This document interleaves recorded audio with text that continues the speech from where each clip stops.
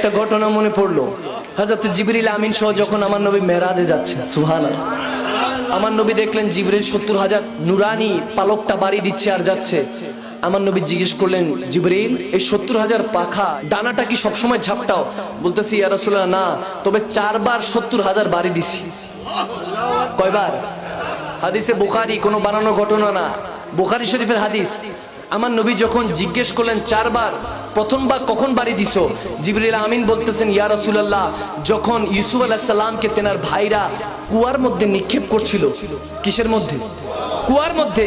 আল্লাহ ডাক দিল, জিবরিল, আমার ইউসুফকে তার ভাইরা কুয়ার মধ্যে নিক্ষেপ করছে, যাও তাকে বাঁচাও, নয়তোবা আমি সেই জাতি ধ্বংস করে দেব। যখন সেটা বললো, সাথে সাথে জিবরিল আমিন বললেন, আমি 70 পাখনা ডানা বাড়ি দিয়ে হযরত ইউসুফ আলাইহিস সালামকে ক্যাচ করলাম, ধরে ফেললাম। আমার নবী বলতেছে, মাশাআল্লাহ। এরপরে কখন বাড়ি দিয়েছো? বলতেছে, ইয়া রাসূলুল্লাহ, যখন ইব্রাহিম খলিলুল্লাহকে নমরুদ আগুনের মধ্যে নিক্ষেপ করছিল। আল্লাহ বললেন, যাও জিবরিল, আমার খলিলকে সেই বদবখত নমরুদ আগুনের মধ্যে ফেলছে, যাও জিজ্ঞেস করো আগুনটা গুলজার বানাবো কিনা, বাগান বানাবো কিনা। আমার ইব্রাহিম খলিলুল্লাহর উত্তর শুনেন, খলিলুল্লাহ বলছে, যিনি আগুনে নিক্ষেপ করছেন তিনিই বাঁচাবেন।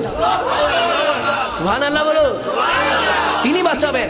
জিবরিল বললেন, ওগো খলিলুল্লাহ, আগুনটাকে গুলজার বানিয়ে দিই। আল্লাহ বলেছেন, বলতেছে, না, আমার ভরসা আল্লাহ, আল্লাহই বাঁচাবেন। তখন সাথে সাথে আল্লাহর হুকুমে কুদরতে আগুনটা ফুলের বাগান বানিয়ে দিয়েছেন কে? চিল্লা বলো, কে? আমার নবী জিজ্ঞেস করলো, এর পরেরটা, তৃতীয় নাম্বারটা কি? জিবরিল বলতেছি, ইয়া রাসূলুল্লাহ, এর পরেরটা হলো হযরতে ইসমাইল যাবিউল্লাহর ক্ষেত্রে। যখন আল্লাহর পক্ষ থেকে কোরবানির হিসাব আসলো, ইসমাইল যাবিউল্লাহকে ইব্রাহিম খলিলুল্লাহ জবাই করবেন, কোরবানি করবেন, তখন দুজন দুজনকে পট্টি পরায় দিলেন। আল্লাহ তখনই সাথে সাথে খুশি হয়ে বলতেছেন, যাও জিবরিল, যাও ইসমাইলকে বাঁচাও, নয়তো আমার নাসলে মুহাম্মদ নষ্ট হয়ে যাচ্ছে। ইসমাইলকে বাঁচাও।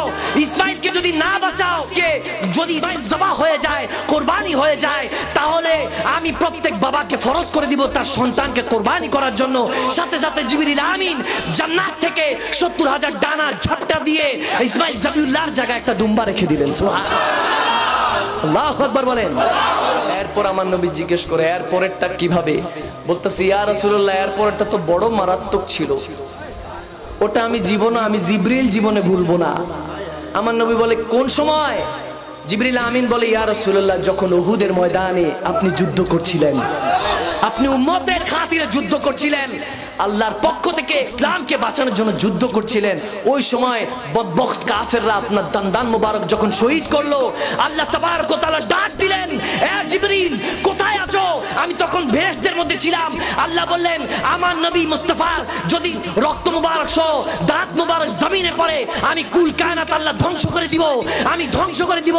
তখন জিবরিল আমিন বললেন, আমার খেয়ালের মধ্যে আসলো, কুল কায়নাতের মধ্যে আমি জিবরাইলও পড়ি, ওদিন তো গেছিলাম, আমি জিবরাইলও মরতে মরতে পাচ্ছি।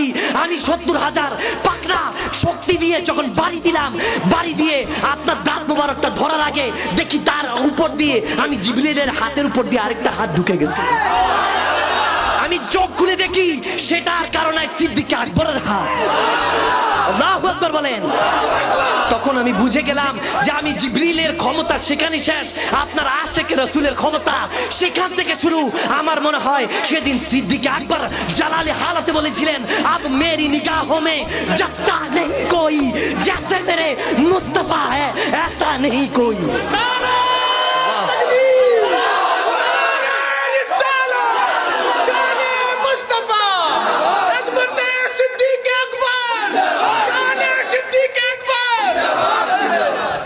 আল্লাহু আকবার বলেন। জিবরিল আমিনের এই ঘটনা শুনে আমার নবী বড় মুস্কি হাসি দিলেন। হাসি দিয়ে বলতেছে, জিবরিল, সিদরাতুল মুনতাহা পর্যন্ত এসেছি, চলো লা মাকানে চলো। আমার নবী চাইলে নিতে পারতেন কি পারতেন না? যদি জুতা মোবারক নবীর যায়, নালায়েন মোবারক যদি আল্লাহর আরশ পর্যন্ত যেতে পারে, সাথে পিছে আশিকে রাসূলুল্লাহ যেতে পারে কি পারে না? বান্দা কখন ডাকবে? আর সেই বান্দারা যখন তেনার মেহবুবের মেহফিল সাজিয়েছে, খুশিটা হয়েছেন কে?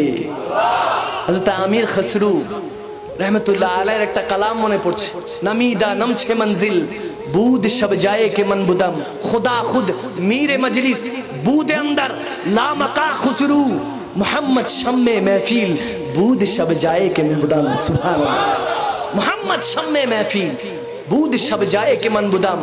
আমির খসরু বলেন খোদা একটা লা মাকানে মেহফিল সাজায়, সবাইকে নিয়ে খেতাব করে, ওই মেহফিলের চেরাগ হয় আমার নবী মুহাম্মদ মুস্তাফা সাল্লাল্লাহু আলাইহি ওয়াসাল্লাম।